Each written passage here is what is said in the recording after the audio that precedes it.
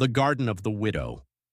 In the name of Allah, the most merciful, the most compassionate. In a small village surrounded by dry hills, there lived an elderly widow named Maryam. She had very little wealth and lived in a modest home at the edge of the village.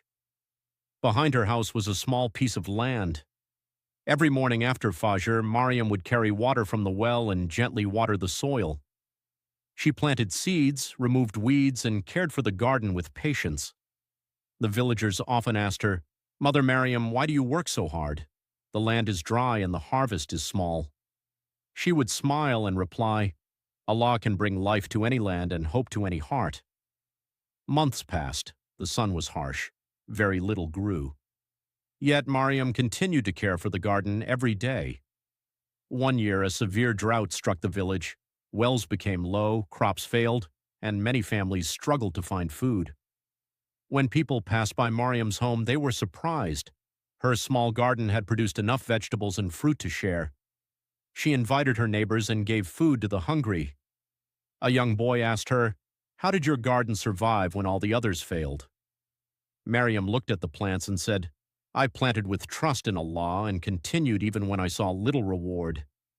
She then said, "Many people abandon good deeds because they do not see results quickly, but Allah blesses patience in ways we cannot imagine." The villagers learned from her example. They began helping one another, sharing what little they had, and placing their trust in Allah. Years later, the young boy who had asked the question became a teacher. Whenever his students asked him about patience, he would tell them, "I learned it from an old widow who watered her garden even during the driest days." Dear listener, perhaps your efforts seem small. Perhaps your prayers feel delayed. Perhaps your good deeds go unnoticed. But remember the garden. Allah says, "And whoever relies upon Allah, then He is sufficient for him." Continue planting goodness. Continue showing kindness. Continue trusting in Allah.